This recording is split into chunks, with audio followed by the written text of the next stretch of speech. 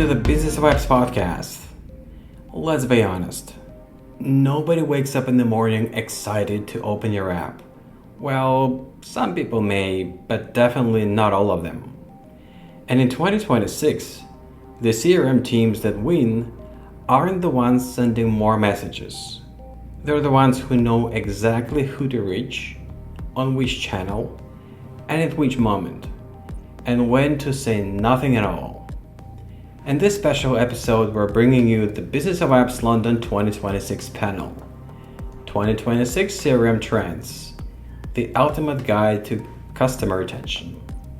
It is a candid look at what retention really takes right now, from LLMs quietly rewriting app discovery to why downloads have become a vanity metric.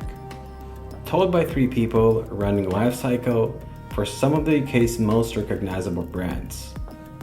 Francesca Stringer of Sky, Jill Angus of Aviva, Isabel von Matuszka of Studio LTV. All right, let's dive in. Welcome everyone to this panel on CRM trends for 2026 at Business of Apps. We're already partially into 2026, obviously, but I think with the rate of change that's happening in the tech space, we can all agree that having another little check-in at the almost half point of the year is incredibly valuable, which is why I'm so excited to be here today with Francesca, i.e. Fran, and Jill. Before we get started with some introductions, I would like to quickly go through the structure of this session. So this is a 40-minute session. We're going to have 30 to 35 minutes, ideally, of discussion, and we will try to have 5 minutes at the end if we can get time for your questions, if you have any. So feel free to write them down, store them in your mind for later. We'll try and make space for that. With no further ado, we can begin with some introductions. So if I can start. My name is Isabel von Matuszka. I'm a CRM consultant. I've been working in the CRM space for the last 7 years, working with clients currently like Blinkist, Get Your Guide, and Musician. My claim to fame is winning a Torchy Award by Braze when I was like 25 for using GPT inside of an editorial strategy before it was even a thing. So basically, ChatGPT before it became available in the public markets. Obviously, that means that I'm very interested in forward-facing CRM trends generally, which is why I'm so happy to be here with both of you. Would you be willing to give a little bit of an introduction to yourselves? Francesca, would you like to start? Absolutely. Hi, everyone. My name's Fran. Not sure I can match that claim to fame, but I'll do my best. I am a senior product manager working at Sky. I've spent my whole career so far at Sky. So I joined about 6 years ago on the grad scheme, before then entering into the world of product as a PO, and now as a SPM. And currently I'm focused on really scaling and designing our personalization strategies at Sky, taking an omni-channel approach, but really with the app at the core, which is the My Sky app, which is kind of like a companion app for Sky customers. And when I think about the time that I've spent at Sky, that's really been the common thread. It's how do we be more personalized, scale and bring the business on that journey, and have app at the core. Nice. It's very exciting. I think personalization is going to be a big topic for us later in the session. Absolutely. Yeah. Jill, do you want to go? Good morning, everyone. I am trying to resist breaking into a ballad with this mic. Very exciting. So I come from a very broad marketing background, spanning CRM, digital and app marketing across a range of different sectors. I was joking my team, where haven't I worked? So over the years, I've worked in HSBC, Virgin, EEBT, John Lewis, B&Q, and now Aviva. I've started out quite traditional marketing, very heavily in the CRM space. And then during COVID, after a slightly random restructure, if I'm honest, I moved into digital product management at EE, looking after their app and web journeys. So that gave me really valuable perspective on the more digital side of things and customer experience. And after a while, I decided I wanted to move back into marketing, but bring that digital knowledge with me. And so actually, that's what led me to app marketing. I think it's got really good like intersection between product, digital and marketing for me. And it's really nice to be able to bring the breadth of knowledge I've got from the sectors and both digital and marketing into the role. At Aviva, we're very focused on the app. It's called My Aviva, the app. It's a customer-only app, as you can't access it if you're not a product holder with us. But there's a big focus on it in the company right now, getting people registered and in. Our big KPIs are registration and getting people into the app on a regular basis. And my lovely team sitting here in the front is doing all the hard work to do that. So it's really exciting time, lots of focus and momentum behind it. From a senior leadership perspective. So we are really ramping up our comms and our initiatives to make the app more valuable to customers. That's brilliant. What I love about this is we've got these kind of two sides of the same coin going on. We've got like the kind of more marketing focused perspective, and we've also got the product side, which I think is really nice. When you think about CRM, that is very much what we are hotly debated to be, a combination of marketing and product. We wanted to start with an icebreaker. So we were brainstorming what this might be, and one of the things that we thought was that 2026 was really the year of the Wrapped. But what was the best CRM message on any channel that you received in 2026, and why? Or 2025, if you want to. I've been really enjoying Skin in Me. Does anyone else use Skin in Me in the room? It's essentially a bespoke prescription skincare, and they send it to you in this little kind of vial, and it's a monthly thing that you use. And I'm really enjoying their comms at the moment because they're really, really personalised, and they seem to anticipate what I need before I need it. So proactive nudges, checking in. I'm sure I'm just one name in their millions of users, but it feels really personal. And I'm really enjoying that. And I think that's quite unique as well for a email campaign, where obviously email is so saturated. I ignore most of them, and a lot of them end up in spam, feel a bit spammy. I think Skin and Me are doing that really, really well. Also, they have a brilliant product, which I think also just kind of gives you that, puts them in like a better esteem as well. So yeah, I enjoy an email from Skin and Me. Nice, brilliant. How about you, Jill? So it's not a specific example itself, but I just am obsessed with M&S. Is there anyone from M&S in the room? I just think what they're doing app-wise is incredible. Specifically what they're doing for push notifications. So I bang on about M&S all the time. My team knows this in terms of what they're doing. But I think what's really interesting about them is I cannot remember the last time I got an email from them. It's all done via push notification. And I know the level of frequency sometimes can feel annoying or intrusive, but I actually don't find that. And I genuinely get, no joke, about 4 push notifications a day from M&S, but they're not annoying because they're all relevant and timely, something I'm genuinely interested in. I think I click on about 90% of them. It's always about a new pair of shoes that's come in, or something in my basket that was out of stock that's now in stock, or something about the new Sparks offers. And I genuinely just always interact with them. For someone like me who has, no joke, brace yourselves, 24,000 unread emails in my inbox. I am a CRM marketer's nightmare. So actually, I love push notifications because they sit in my little stack and I'm like, yep, that looks interesting, and it takes me straight into the app. So I just think that's really effective, and it cuts through the noise. And I just think, yeah, that's really interesting that, yeah, as I say, I can't remember the last time I got an email from them. Which brings us very neatly onto the next question, which is like consumer trends generally. So you mentioned for yourself also feeling like a kind of proliferation of noise, how you use your phone potentially changing. I'm curious what consumer and behavioral changes you've already seen in 2026 and what you expect to see coming up as affects like user acquisition, retention, user behavior generally. And what have been the biggest changes in potentially the last 6 months and this next 6 months you see moving forward? Sure. I mean, I can follow on from that. I think one of the biggest behavioral shifts we're seeing is people becoming much more intentional about the role apps play in their lives. we're spending huge amounts of time on our phones, but there's also a growing awareness of screen fatigue and low value usage. There's also not that much space on your phone these days. So the apps you have on it are really important. And I think the apps that drive the strongest engagement and retention are the ones that feel genuinely useful, not the ones that are creating an algorithm that I get addicted to, which will rename nameless.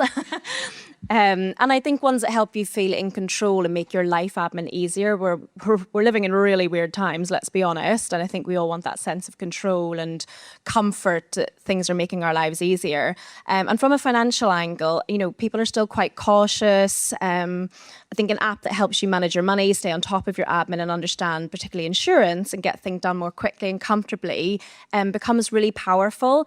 And I think there's a really interesting angle as well. So from a Gen Z perspective, I don't know if you know this, but they're doing admin nights. So literal parties where they get together as a group and tackle their life admin together. And, I think if you can tap into that, particularly from a financial app perspective, and help them educate themselves, empower themselves, feel in control when they feel out of control at the minute of all those big life things like buying a house, getting mortgages, pensions, and help them just feel a little bit more in control of their future, I think that's really powerful. Yeah, I think I've seen that on socials quite a lot, right? Yeah. It's like girls go to a bar. Yeah. Yeah, I've seen this. Quite cool. It's very cool. I also love the idea of like leveraging that a bit. Yeah. How about you, Fran?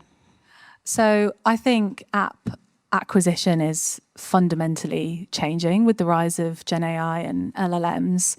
Previously, a consumer might go to the App Store, type in a particular app that they're looking for and browse however many different apps and select it that way. Now, more and more consumers are turning to LLMs and almost outsourcing their decision making, or at the very least, using LLMs to help them find options and make a decision. I'm sure every single person in this room has used ChatGPT to help them plan a holiday itinerary, possibly find an app, find a recipe. So it's really reshaping the role of apps in consumers' lives, because previously, and it's not just about app discovery, it's actually the task that a customer's trying to complete. Why do you need to download a food tracking app when theoretically you just could ask an LLM and create your own agent?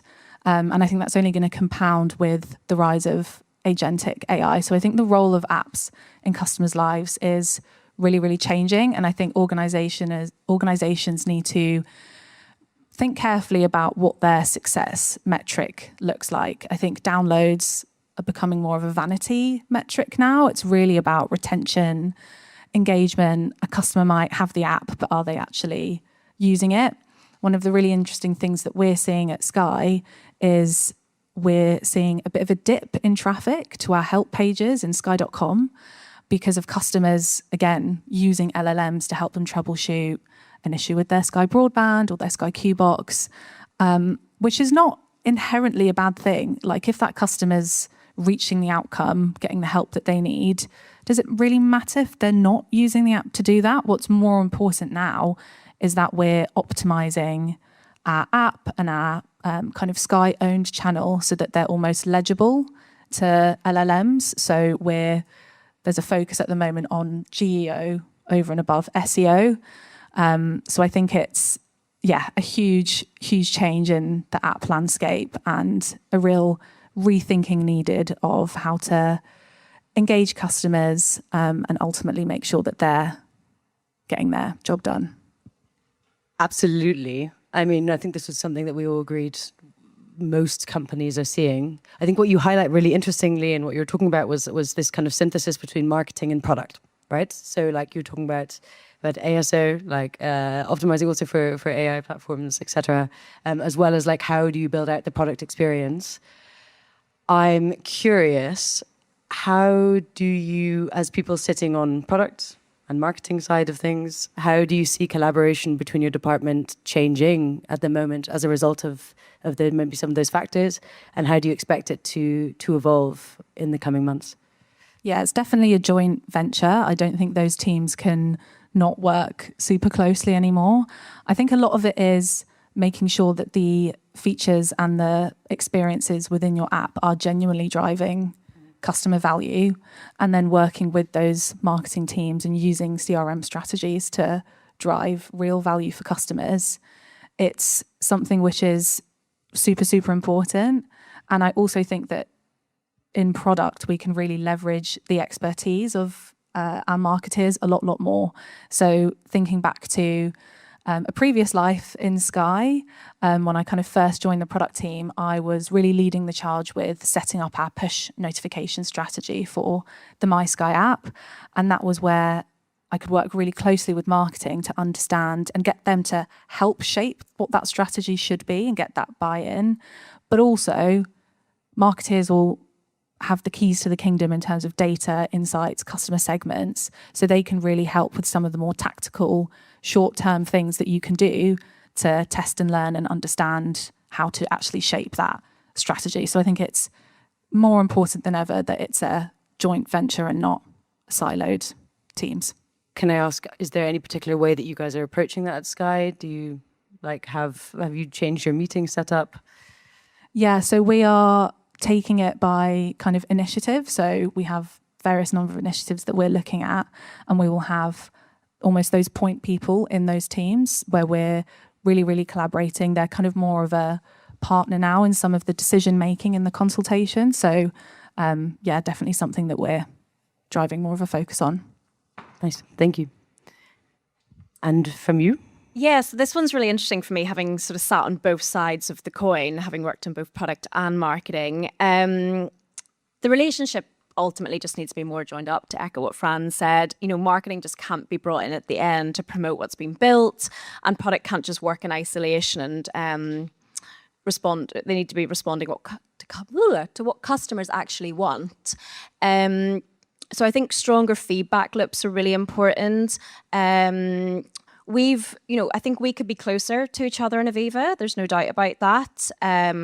We've really tried to build those relationships with our product colleagues. They're very focused, I would say, in Aviva more so on optimizing the app and making it a great product ultimately, which is what they should be focused on. But I think there really needs to be room for this sort of dual track, if you like, agile way of working to make space on the roadmap for things that bring more value to the customer. Like, let's be honest, no one wakes up and goes, "Oh, I must check my insurance app."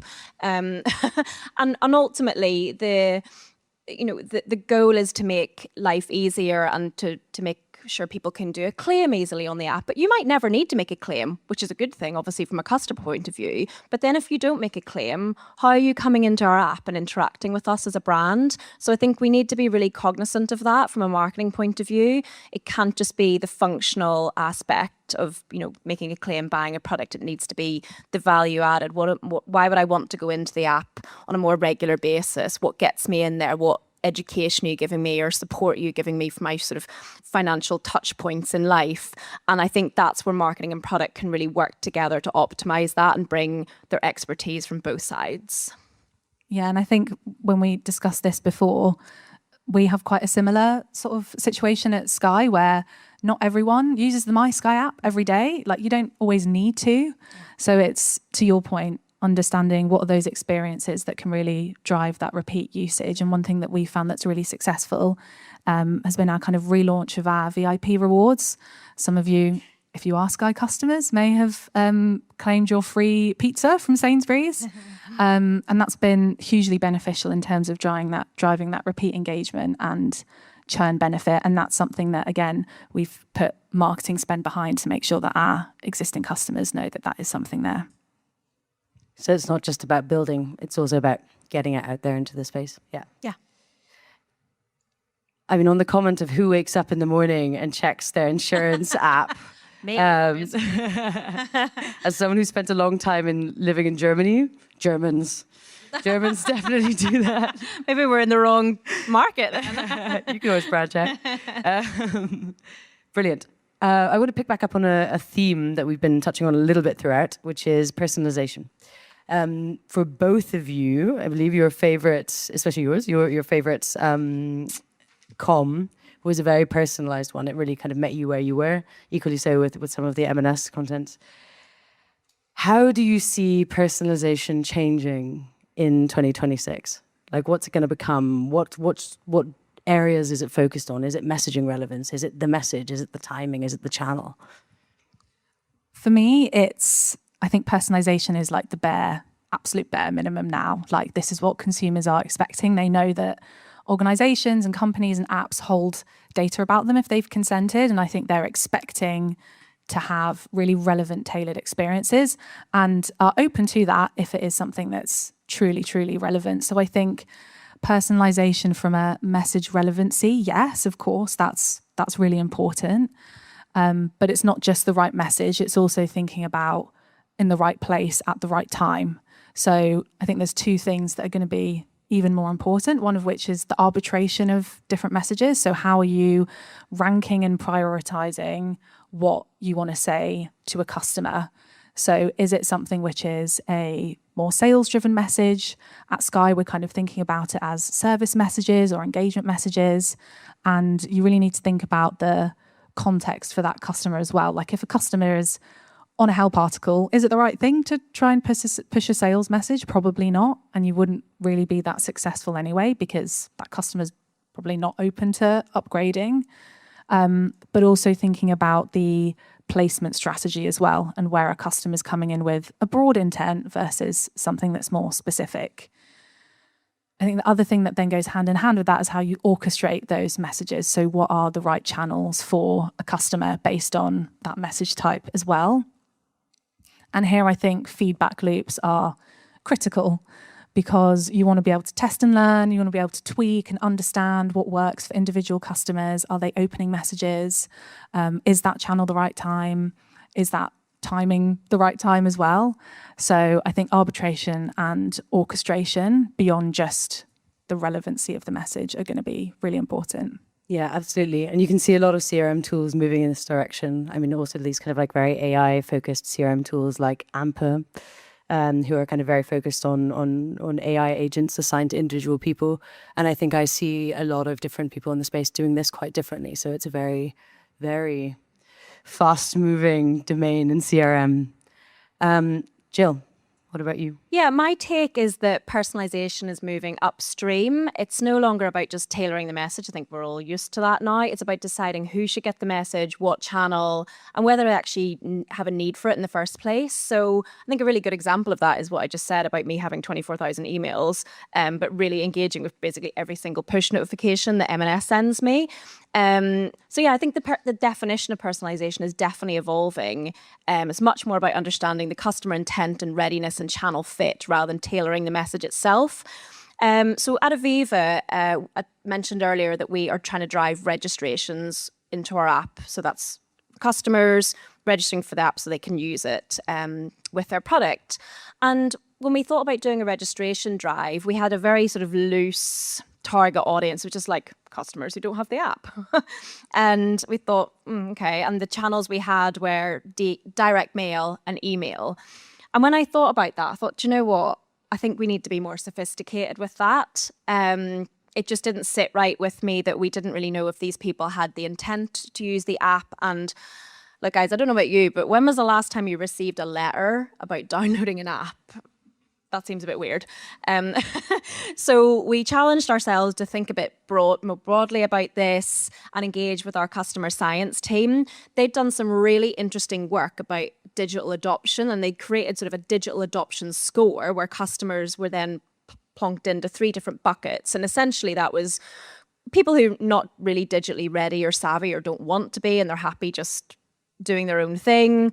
People who are kind of in the middle, you know, they could be nudged towards app or further online. They're technically savvy and they sort of don't really mind either way. And then there's people who just want it all, you know, all in the app, all customized, and they're ready to go basically. And so we really decided, let's just leave the third bucket alone. And let's concentrate on the second two.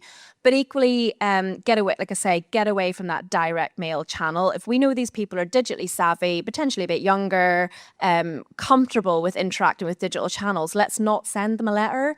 You know, even going to the extent of questioning whether even email is the right channel. So where we've landed is, using a mix of channels there for these people. Email is included, but we've challenged ourselves to go, actually, can we use social? Can we use paid media?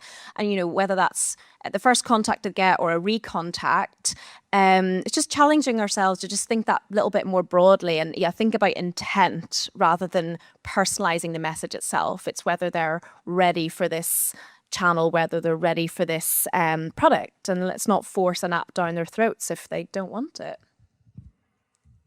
I'm all for the CRM takeover of social media channels as well. I mean, it's only a matter of time. Customer relationship management is going to subsume everything. It's a fine line, and we're treading it.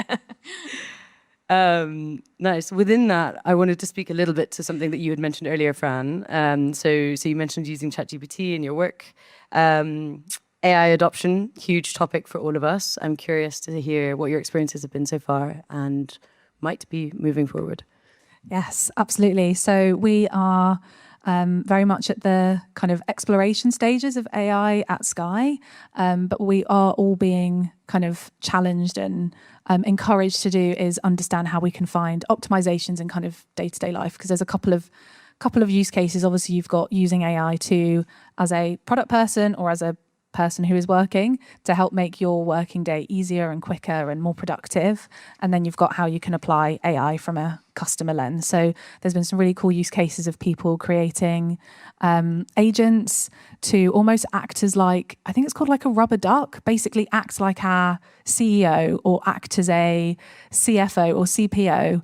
And I'm going to give you a deck or a narrative or something, and I want you to tear it apart and act like that person. So you can it's really helpful for kind of stress testing your storytelling and your narratives.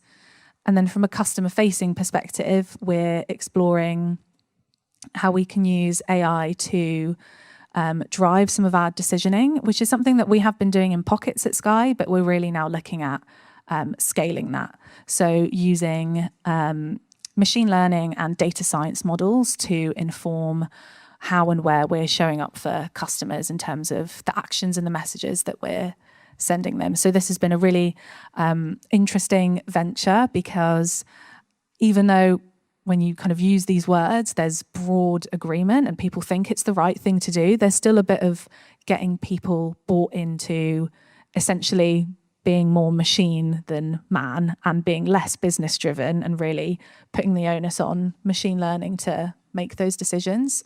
So we've been kind of crafting the narrative, bringing all our commercial stakeholders on the journeys with us, identifying what those MVPs are, being really, really crystal clear on what it is that we're trying to prove, what are our hypotheses, to get everyone really bought into it. So we're on a journey, I think, at Sky, but we've already been seeing lots of green shoots and promising parts as well.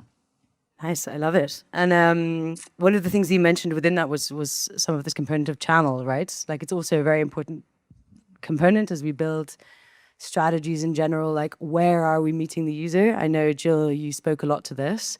You also spoke a lot about push notifications. I did some research, and I think the average user is receiving about 63 push notifications per day. Yeah, quite a lot.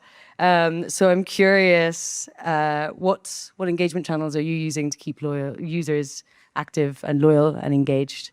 I mean, 63 is better than 24,000 though, right? Let's be honest. So it's more manageable. Sorry, repeat the question. I was asking you about your channel mix. So So our channel mix, as I say, we're trying to think a bit more broadly, get away from direct mail. Where I feel really strongly, and I think it's sort of people don't regard it as CRM in the traditional sense, but it's incredibly important, is ASO, so App Store Optimization. For me, this sort of CRM journey actually starts way beyond like sending an email. It's all about how your app shows up in the App Store. I think a lot of the times apps in the App Store, they're kind of just over here somewhere. And for some reason or another, the marketing and the branding isn't integrated into the broader ecosystem.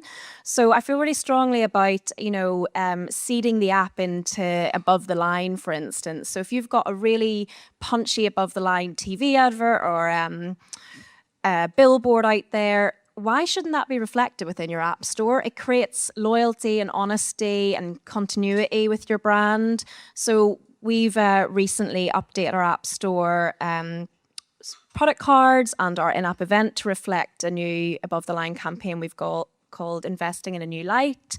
So as I say, it just creates that continuity, and that's really, I feel really strongly about that. And indeed, linking that back to CRM, if you're sending out an email to customers, so from our context, say we're sending a car insurance email and we're trying to encourage people to download the app to manage their car insurance. Let's take them from that email into an app store that is customized and looks and feels exactly like the com they've just come from. So at the minute, obviously you can go to your default app store, which looks and talks about your app more broadly. But if you're talking about car insurance, contextualize the app store, make the imagery and the benefits you're talking about look and feel like car. That's just a no-brainer. I think custom product cards are such an underutilized free tool in the app stores. And they actually drive much better conversion. I did a lot of work on that at B&Q prior to joining Aviva, and they work really well. And I just think, the channel mix starts further than what you think of as traditional channel mix in CRM. Which is why we need to take over socials, I think. Yes. No, jokes aside, I mean, when you also talk about like ASO events, they increase the ranking generally. So literally by leveraging. Yeah, exactly. And then it's almost like, so taking it, you're going beyond the CRM, but actually going further up the funnel then, we're really keen to start integrating the app into above the line comms. So not to be the hero, not to have a TV advert advertising the app as such, but to make the app integral to the brand experience. So for instance, if you've got a brand activation, I don't know, at a stadium or a shopping center or whatever, making the app central to being able to interact with that experience. So whether it's entering a competition or being able to, I don't know, view something within the experience or interact with it or enter, whatever. But it's just making the app front and center. And that applies to some, if you've got a retail stores, which we don't obviously, but, making the app integral to your store experience. It doesn't have to be online versus retail footfall. Like we should be collaborating, in companies whereby the app is all part of the experience and leverages. M&S do that really well, actually, guys. I'm really plugging M&S. Give me a job. But yeah, you can go in there, and if they don't have your size or color in a particular t-shirt, you can scan a QR code and see the whole range of that and then order it online, which I think is really, really good. So again, they're not promoting the app as front and center in the marketing, but they're making it so integral to your brand and shopping experience that you kind of can't ignore it. And that's where I'd like for Aviva to go as well.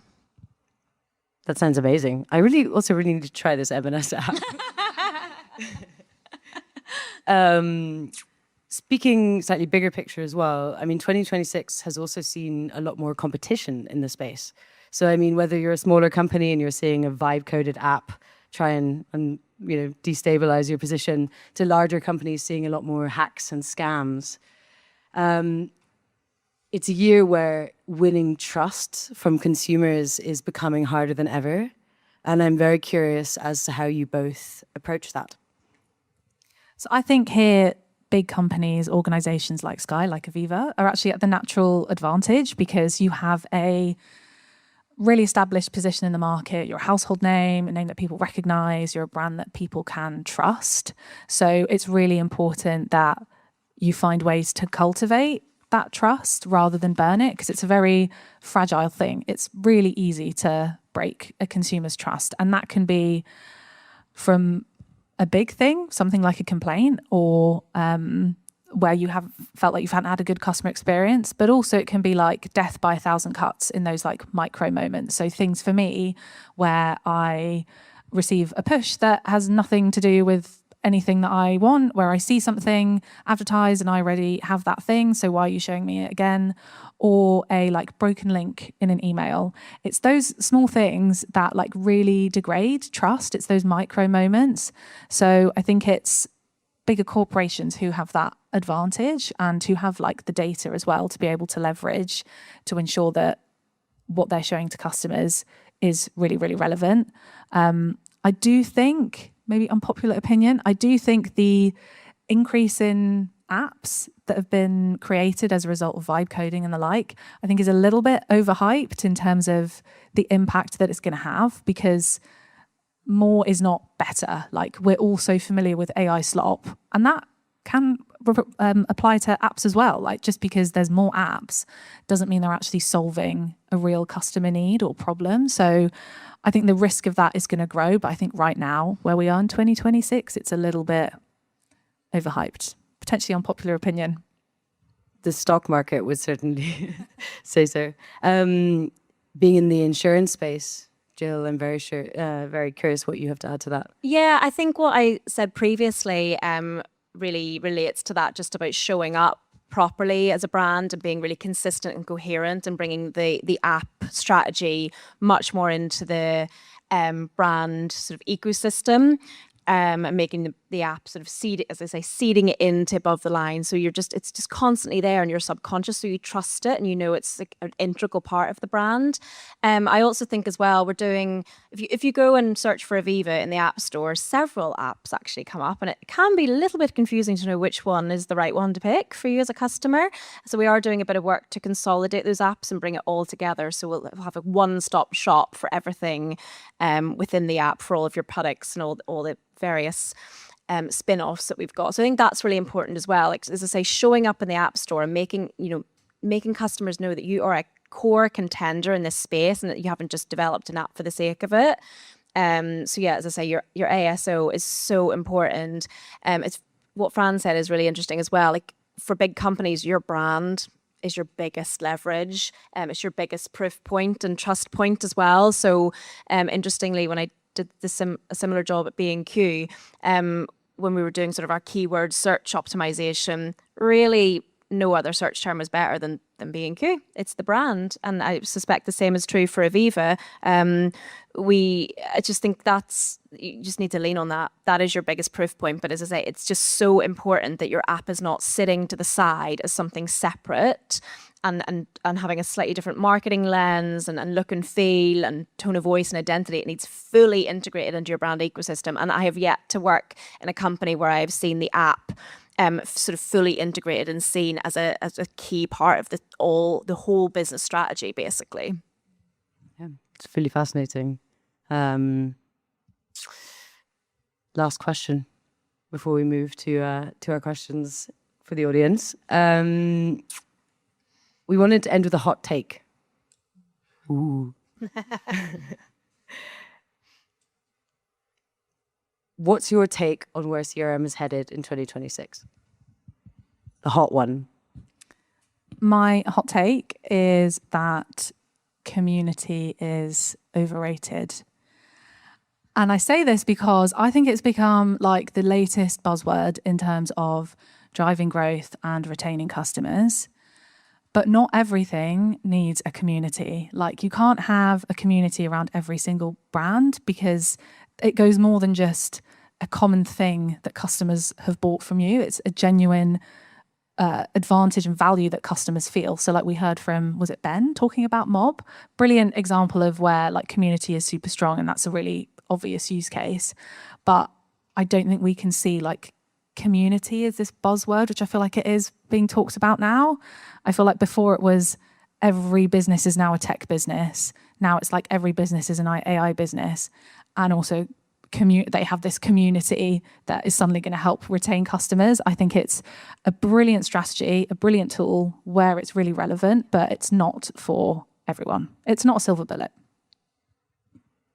How about you, Jill? Yeah, just to echo the community thing, I think that it really does work so well. Like, I mean, Sephora is built on a community essentially, but kind of hard to build a community in the insurance world, let's be honest.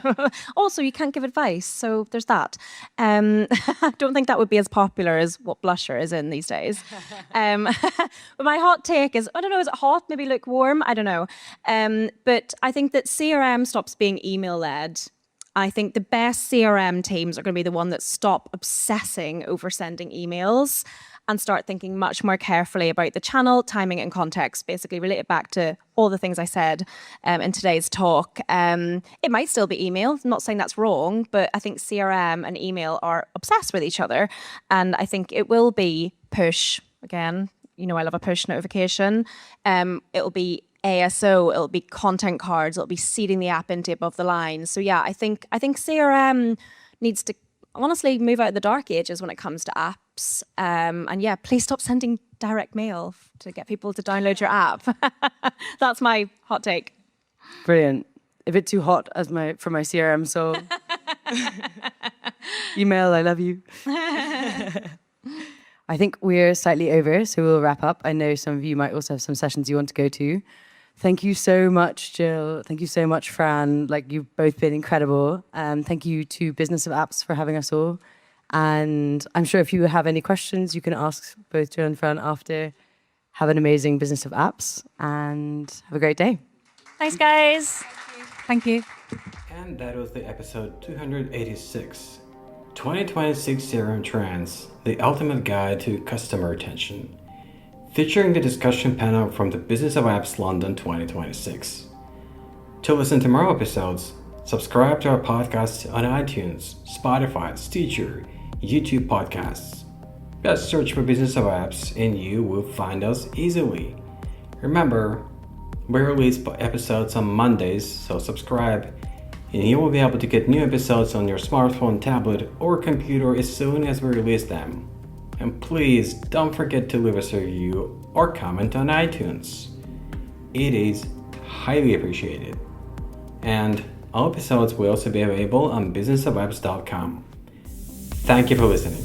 See you next week.